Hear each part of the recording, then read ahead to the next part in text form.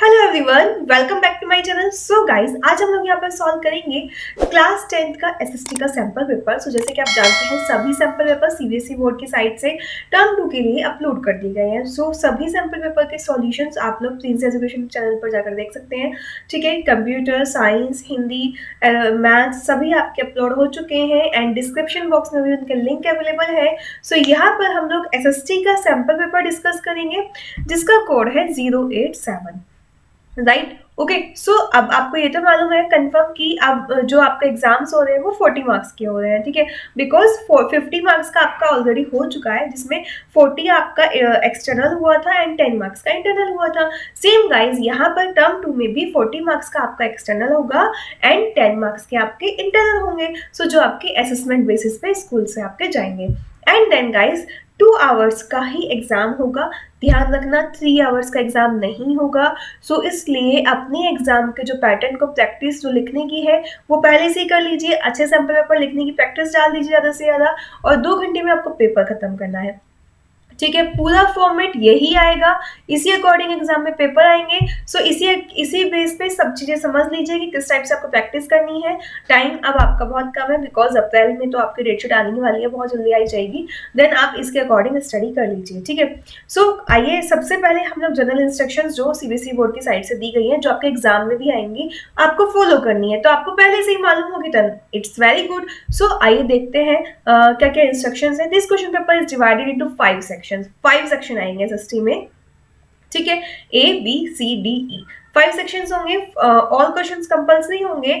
Section A में कहता है 1 to 5 तक के आपके 5 वेरी शॉर्ट क्वेश्चन होंगे, 2 marks each. Means 1 to 5 section A में आएगा, जिसमें आपके 2 मार्क्स ईच क्वेश्चन होंगे। ठीक है, आंसर 40 वर्ड्स के ही होने चाहिए, 40 वर्ड से ज्यादा नहीं लिखने हैं आपको। सेक्शन बी में 6 to 8 यानी कि आपका 3 क्वेश्चंस आएंगे। ठीक है, और 3 मार्क्स ईच शॉर्ट क्वेश्चन होंगे एंड 3 मार्क्स ईच, 3 मार्क्स का क्वेश्चन होगा एंड आपको 80 वर्ड्स में उनको लिखना है। सेक्शन सी में आपको 2 क्वेश्चन होंगे, 9 और 10 लॉन्ग क्वेश्चन होंगे गाइज, वो 5 मार्क्स ईच होंगे। राइट, एंड आपको वो क्वेश्चन 120 वर्ड्स में लिखना है। देन सेक्शन डी की अगर बात करें तो क्वेश्चन नंबर 11 और 12 अगेन 2 क्वेश्चन होंगे सेक्शन डी में, वो होंगे केस बेस्ड क्वेश्चंस। राइट, ठीक है, जैसे केस स्टडी बेस्ड क्वेश्चंस आपको मैंने पहले भी फॉर्मेट बताया हुआ है सब कुछ, देन आप वो सब देख लीजिएगा।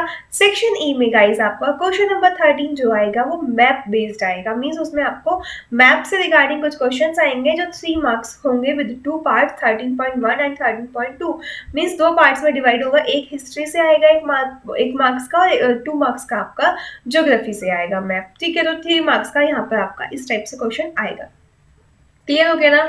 एक पार्ट में आपका वेरी शॉर्ट, सेकंड में शॉर्ट, थर्ड में लॉन्ग, फोर्थ में case study based and fifth में मैप बेस्ड। तो आपको केस स्टडी बेस्ड भी सब चीजें करनी है। अच्छे से स्टडी को स्टार्ट कर दीजिए। कोई भी ओवरऑल चॉइस क्वेश्चन पेपर में नहीं होगी। इंटरनल क्वेश्चन से बीच में आपको हो सकता है आपको चॉइस प्रोवाइडेड होगी, दी गिवन है, वो अभी हम जब आगे इस क्वेश्चन को रीड आउट करेंगे देन आपको वहां मिल जाएगी।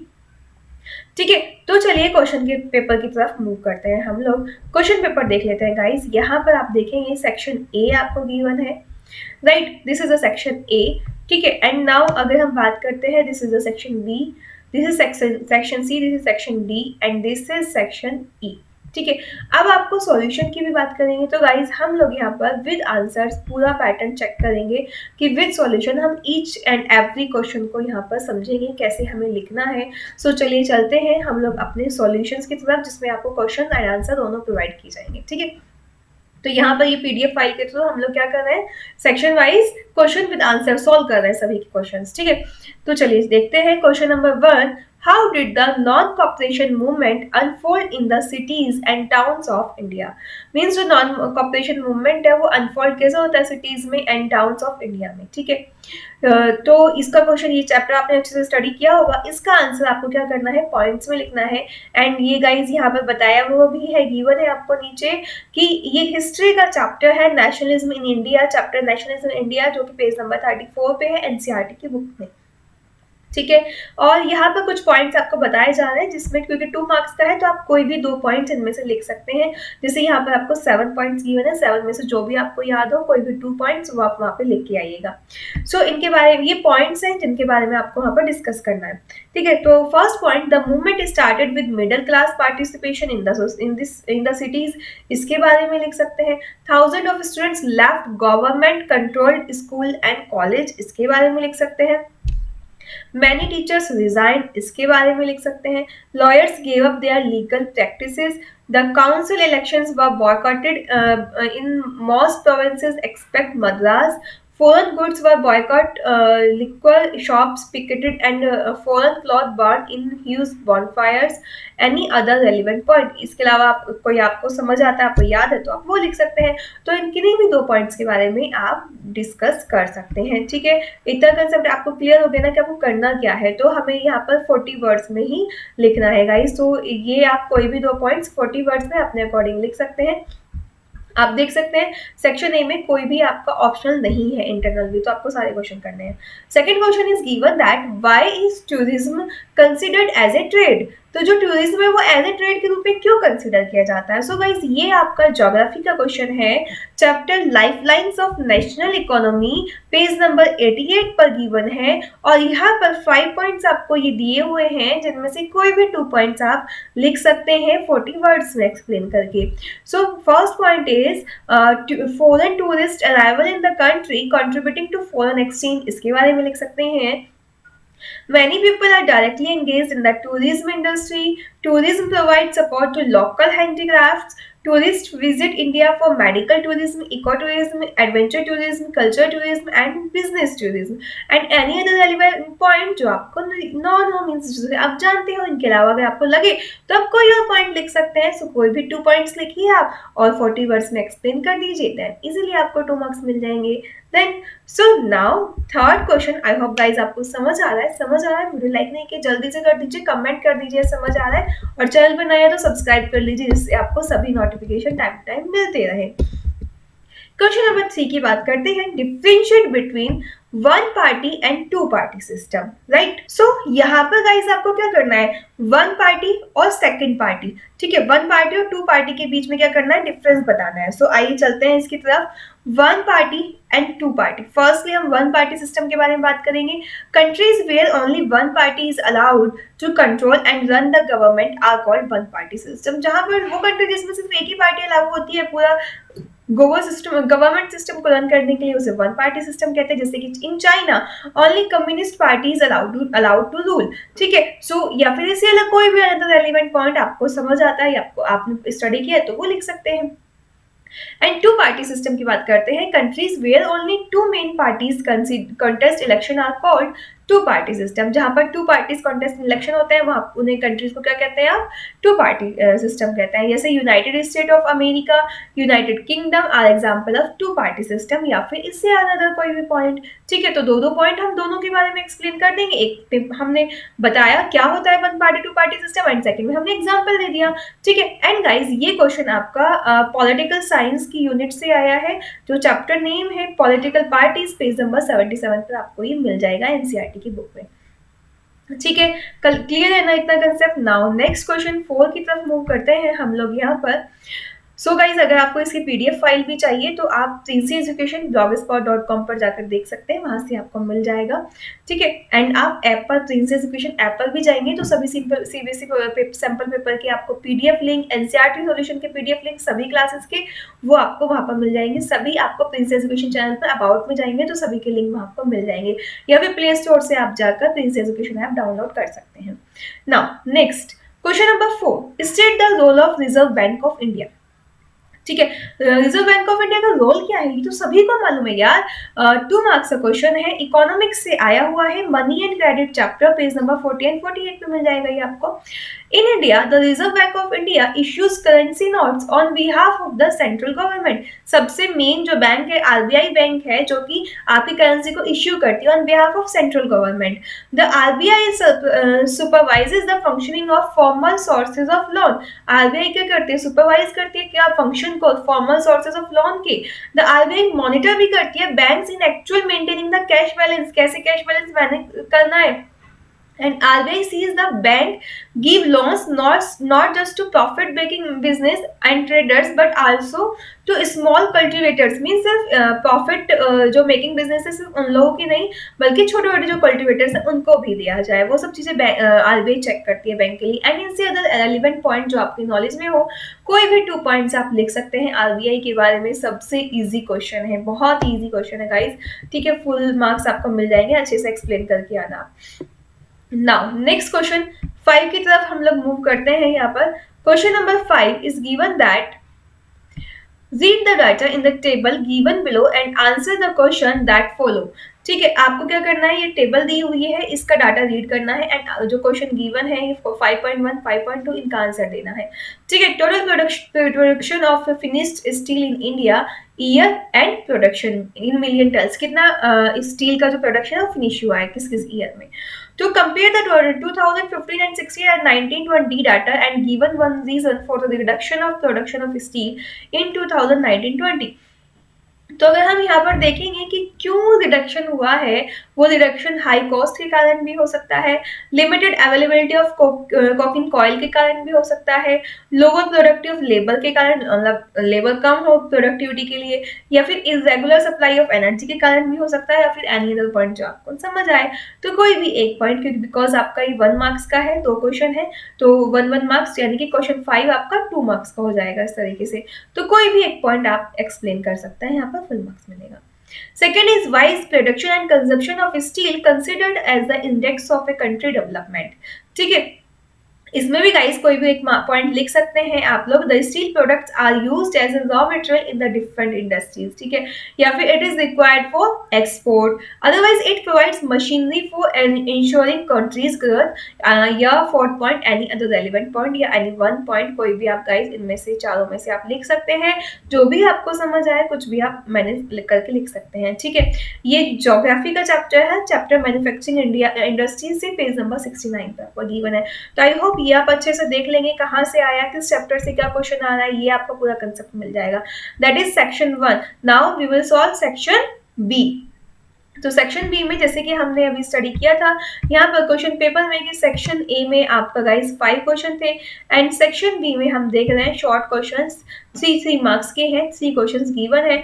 एंड गाइस यहाँ पर आप देखेंगे एक चीज, ये आपका 6 क्वेश्चन में ऑप्शनल है, ये जहाँ और आ जाता है ना, इसका मतलब इन दोनों में 6 क्वेश्चन में कोई भी एक क्वेश्चन कर सकते हैं। एंड 7 8 में कोई कुछ भी आपका ऑप्शन नहीं है, तो 7 8 आपको एज इट इज करना होगा। सिर्फ 6 क्वेश्चन में ऑप्शन है कि आप जो ये ऑल के बेस्ड पे आपको दिया है ये क्वेश्चन या ये क्वेश्चन, इन दोनों में से कोई एक कर लीजिएगा।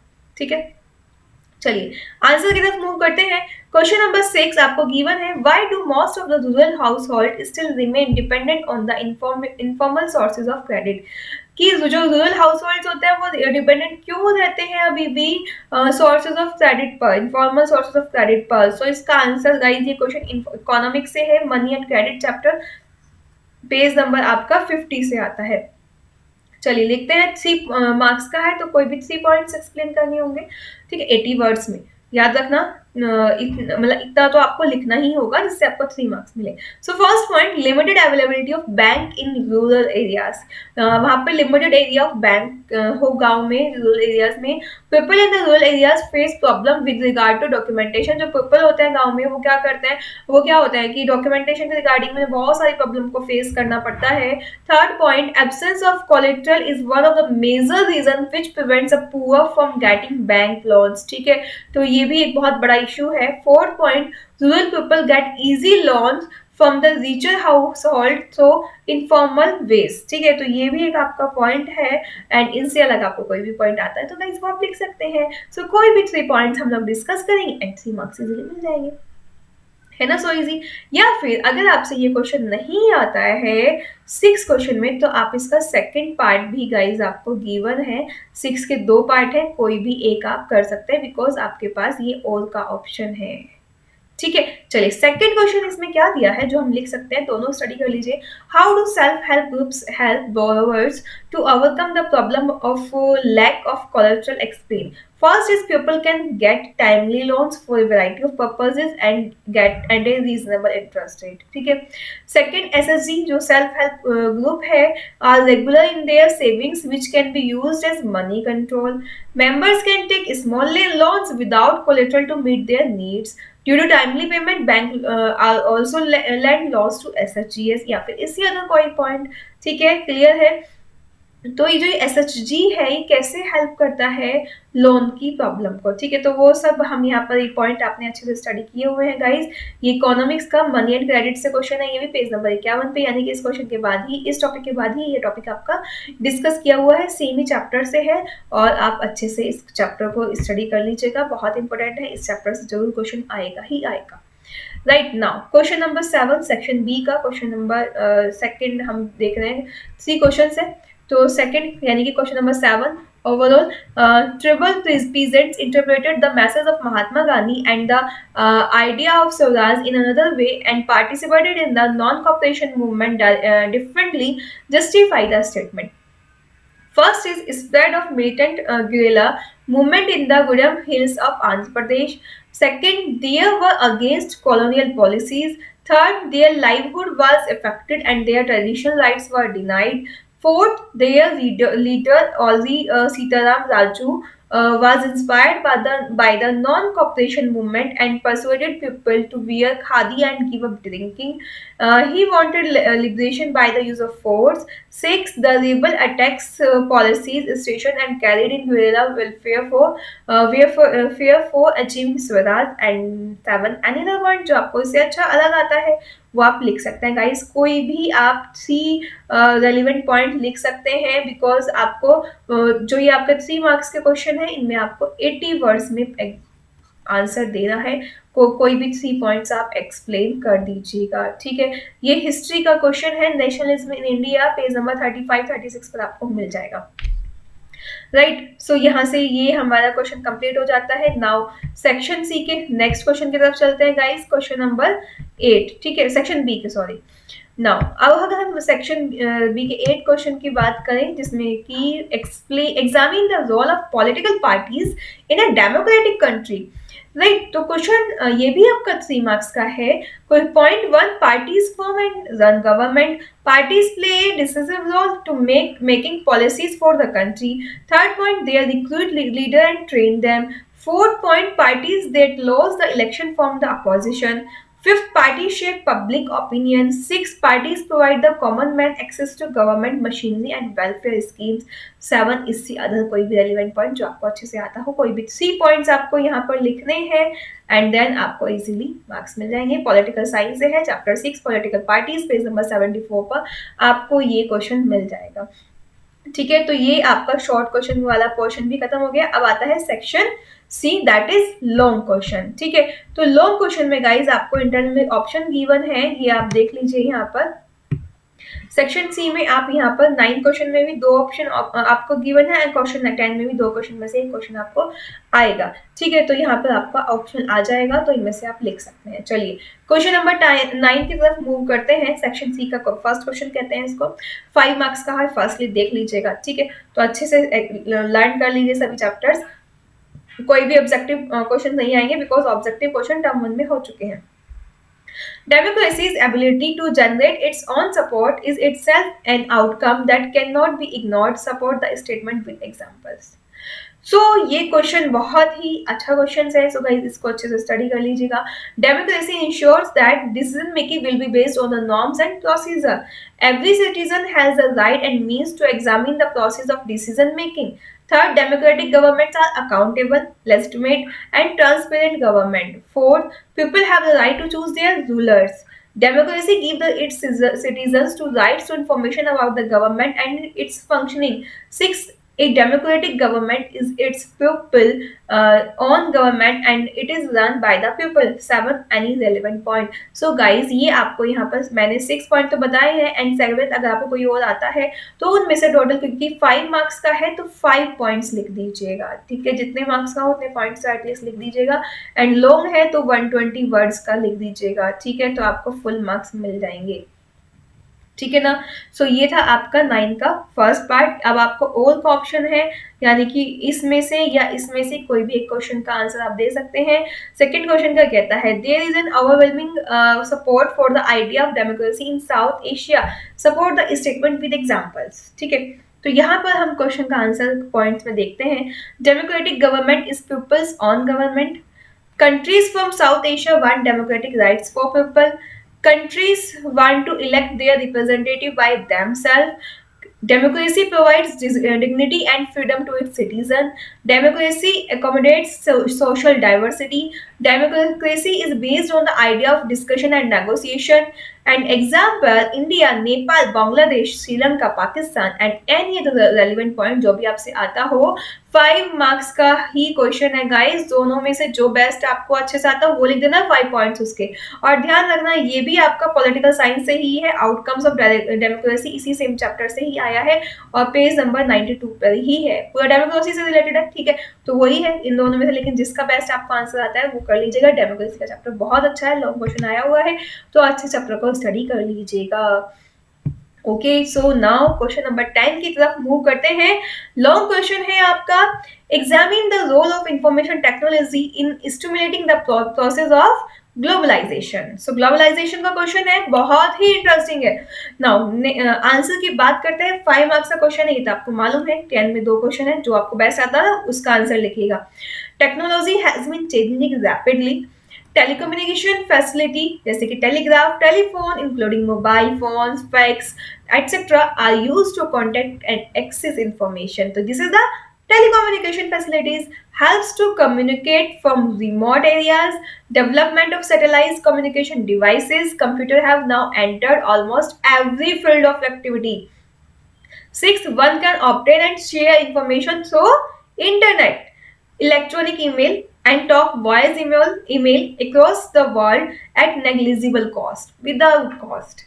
And he has played a major role in spreading out the production of services across countries। या फिर इससे अलग पॉइंट्स गाइस, कोई भी 5 पॉइंट्स आप इनमें से लिख सकते हैं। ये 8 पॉइंट्स आपको थे ही, एंड इससे अलग कोई आपको आता है तो आपको 5 पॉइंट्स यहाँ पर लिखने हैं। ठीक है, 120 वर्ड्स में, because this is the long question. Economics से है, ग्लोबलाइजेशन चैप्टर नेम है, 63 पेज नंबर पे है, तो आप अच्छे से इस क्वेश्चन को सॉल्व करेंगे। नाउ सेकंड क्वेश्चन भी आपको इसका ग्लोबलाइजेशन से ही रिलेटेड है guys. Assess the impact of globalisation on India and its people. People और इंडिया पे क्या इफेक्ट पड़ रहा है, इम्पैक्ट पड़ रहा है ग्लोबलाइजेशन का। सो अगर आपसे ये आता है तो ये लिख दीजिए, नो प्रॉब्लम। तो इसके भी पॉइंट्स देख लेते हैं। Globalisation has resulted in more choices for the consumers. This has improved the standard of living of people. MNCs have increased their investment in industries such as cell phones, automobiles, electronics, soft drinks, etc. New jobs have been created. Some local companies that supply raw materials to MNCs have also benefited. 6 points, some local companies have been able to invest in newer technology and production method. 7, globalization has enabled some large companies such as Tata Motors, Infosys to emerge as multinational companies. 8 is company providing services have also benefited by globalization. 9, flexibility in labor laws. 10, expansion of unorganized sector. 11, stiff competition to the local producer. And 12 कोई भी आपका point या guys इनमें से अगर आपको आता है, इन 11 पॉइंट में से ये आते हैं तो इनमें से लिख दीजिए, और इनसे अगर कोई पॉइंट आता है तो वो लिख दीजिए। कोई भी 5 पॉइंट्स लिखने हैं। ये भी आपका इकोनॉमिक्स से है, ग्लोबलाइजेशन चैप्टर पेज नंबर 66 पर ये टॉपिक आपका गिवन है, तो वहां से आप अच्छे से स्टडी कर लीजिएगा। आई होप आपको अच्छे से समझ आ रहा होगा। नाउ लॉन्ग क्वेश्चन आपके खत्म हो गए, अब क्या आता है आपका case based study. Section D की बात करते हैं। सेक्शन डी में आपको क्या गिवन है, 2 क्वेश्चंस गिवन है गाइस, केस बेस्ड। ये आपको एक स्टडी केस दिया हुआ है, उसके बेस पे 3 क्वेश्चन है। सेम क्वेश्चन नंबर 12 में भी केस दिया हुआ है, जिसके बेस पे आपके ये 3 क्वेश्चन गिवन है। सो गाइस आप सबसे पहले 11 के इस केस स्टडी का स्क्रीनशॉट ले लीजिए, ठीक है, देन उसके हम वहां पर क्वेश्चन स्टडी करेंगे। नाउ क्वेश्चन नंबर 12 के भी आप स्क्रीनशॉट ले लीजिए, ठीक है, एंड इसके क्वेश्चन आंसर हम लोग अब डिस्कस करेंगे। चलिए, सो आई होप आपने अच्छे से रीड आउट कर लिया होगा। चलिए यहाँ पर भी आपको पूरा केस दिया हुआ है, ये आप रीड आउट कर लेंगे, मैं आपको पूरा वो बता देती हूँ क्वेश्चन का आंसर।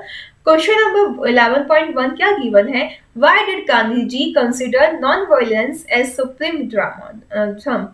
ठीक है, तो यहाँ पर Gandhi ji adopted non violence as a philosophy and an ideal way of life. According to him philosophy of non violence is not a weapon of the weak, it is a weapon which can be tried by all, जो सभी के द्वारा अपनाना चाहिए non violence का।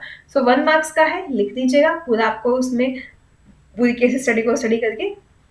Now 11.2 how was Gandhi Satyagraha taken by the people who believed in his philosophy? Is Satyagraha does not inflict pain on the adversary. He does not seek his destruction. In the use of Satyagraha, this is no ill will. तो ये भी 1 marks का question है। Third one, why was Gandhi Satyagraha considered as a novel way to resist injustice? ठीक है, तो guys ये 2 marks का क्वेश्चन है, तो इसमें 2 पॉइंट्स लिखने होंगे आपको। या तो आप लिख सकते हैं one could win the battle through non-violence. Second, this could be done by appealing to conscience of oppression. Third, people, including the oppressors, had to persuaded to see the truth instead of being forced to accept truth through the use of violence. या फिर any other 1 point जो आपसे आता हो, तो कोई भी 2 point लिख दीजिएगा। हिस्ट्री से आया है गाइस, नेशनल इन इंडिया इस चैप्टर से है, पेज नंबर 30 पर आपको मिल जाएगा। ठीक है, so this is the case study, यानी कि आपका ये 4 मार्क्स की केस स्टडी 1 हो गई कंप्लीट। नाउ ये 2 है, तो इसका आप स्क्रीनशॉट ले लीजिएगा, इसको स्टडी करेंगे, देन उसके बेस पे हम लोग क्वेश्चन के आंसर लिखेंगे। ठीक है, so 12.1 is given that examine the role of India postal network. So 1 marks का क्वेश्चन है, कोई भी 1 पॉइंट लिखना है बिकॉज 1 मार्क्स का है। तो it has help to the country to engage in communication and social economic development, या तो ये लिख सकते हैं। It provides various facilities like speed post, business post, registered post, ordinary post. तो ये भी आपका बहुत अच्छा पॉइंट है, इसको आप लिख सकते हैं 1 मार्क्स में। या इससे अलग पॉइंट आपको लगता है कि इंडियन पोस्टल नेटवर्क क्या रोल निभाती है, वो लिख सकते हैं, 1 मार्क्स का है। Second, differentiate between mass communication and personal communication. Mass communication is a medium which provides entertainment as well as create awareness among the masses. It includes radio, television, newspapers, magazines, book, film, etc. Whereas personal communication is between person to person. मतलब जो आपका personal communication होता है between person to person होता है, and mass communication क्या होता है, जैसे आप रेडियो टेलीविजन के माध्यम से सब चीजें स्टडी करते हैं, मालूम करते हैं। कोई भी 1 पॉइंट यहाँ पर, इससे अलग अगर आप कोई और पॉइंट आता है तो वो लिख सकते हैं, तो 1 मार्क्स का है। ठीक है, now third point question, analyse the significance of communication for a nation. ठीक है, तो ये आपको लिखना है गाइस, इसके कुछ पॉइंट्स, क्योंकि 2 मार्क्स का है तो 2 पॉइंट्स लिखने होंगे। This is the age of communication using the telephone, television, films, and the internet. Second, even books, magazines, and newspapers are important means of communication. Third, various means of communication have connected the world closer. It is a source of entertainment and knowledge, and any other relevant point जो आपको अच्छा लगे वो आप लिख सकते हैं। Geography की बुक से है, lifelines of national economy, page number 86 से आया हुआ है। ठीक है, नाउ गाइज अब आपका केस स्टडी भी खत्म हो गया, यानी कि सेक्शन डी भी खत्म हो गया। अब बात करते हैं last section E, that is based on the map. ठीक है, तो हम यहाँ पर एक बार क्वेश्चन पेपर की तरफ भी नजर डालते हैं। क्वेश्चन पेपर सेक्शन ई, एक आप इसमें 2 क्वेश्चन है गाइज आपके। ठीक है, और 13.2 में तो ऑप्शन भी है, 13.1 तो आपको पूरा का पूरा करना है। 13.2 में फर्स्ट क्वेश्चन में आपका ऑप्शन है, एंड सेकंड देख लेते हैं 13.2। एंड गाइज यहाँ पर ये आपको क्या करना है, फर्स्ट एंड सेकंड इनमें आपका ऑप्शन दिया हुआ है ए पार्ट। चलिए पर तो ये कितने मार्क्स का है, मैप आपका 3 मार्क्स का है। ठीक है, तो आंसर की तरफ मूव करते हैं हम लोग। 13.1 On the given outline political map of India, identify the place marked as A with the help of following information and write its correct name on the line marked near it. ठीक है, A the place where non-cooperation movement called off due to violence. Answer क्या है, या A option है, तो इसका answer क्या है हमारा, चौरी चौरा, यूपी में है। ठीक है, 1 मार्क्स का है। तो आपने यहाँ पर क्या किया, यहाँ सर्कल, यहाँ पे आपने एक रेक्टेंगल बनाया, उसके अंदर आपने ये ए लिख दिया अपना, एंड यहाँ पर लिख दिया चौरी चौरा यूपी में है। 1 मार्क्स का हो गया। ठीक है, तो ये था आपका 13.1 का एक क्वेश्चन, तो 1 मार्क्स का था। उसके बाद गाइस 13.2 में आते हैं। 13.2 में आपको क्या दिया है, on the same given map of India locate the following. First आपको क्या लोकेट करना है, नमरूप थर्मल प्लांट, ठीक है, या फिर नोएडा सॉफ्टवेयर टेक्नोलॉजी पार्क, इन दोनों में से कोई भी एक। तो ये कितने मार्क्स का है आपका, 1 मार्क्स का है। तो यहाँ पर इन दोनों में से कोई भी एक आप बता सकते हैं। जैसे कि ये क्या है, यहाँ पर आई लिखेंगे, जो आपको क्वेश्चन में दिया है ना, जैसे ए दिया है तो ए मेंशन कर दीजिए, आई फर्स्ट दिया फर्स्ट, सेकंड दिया तो सेकंड, इस टाइप से मैनेज करेंगे। तो इन दोनों के लिए फर्स्ट लिखेंगे। तो फर्स्ट में आपको क्या आ जाएगा, नमरूप थर्मल पावर प्लांट असम, तो आप यहाँ पे एरो से इंडिकेट करके रेक्टेंगल में लिख देंगे। और अगर आपको नोएडा सॉफ्टवेयर टेक्नोलॉजी पार्क लिखना है तो आप यहाँ पर इंडिकेट करके यहाँ पर इस टाइप से लिख देंगे। तो ये दोनों ही आई के फर्स्ट का आंसर है, कोई भी एक आपको लिखना है जो आपसे आता है। क्लियर है। सेकंड आपका क्या कहता है, राजा सांसी, ठीक है, ये कहाँ है, श्री गुरुराम दास जी इंटरनेशनल एयरपोर्ट, ये कहाँ पर है, ये लिखना है आपको। तो ये गाइस ये यहाँ पर है, श्री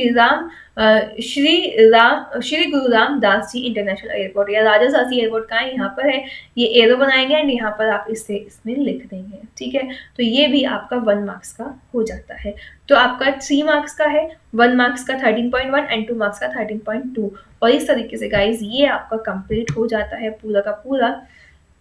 एंड यहाँ पर इनके आप आंसर्स भी लिखेंगे। ये आपको गिवन है, the following question is for visually impaired candidates only in लिeu of 13.1, name the state where the session of India National Congress was held in 1927। तो इसका आंसर क्या है, मद्रास है।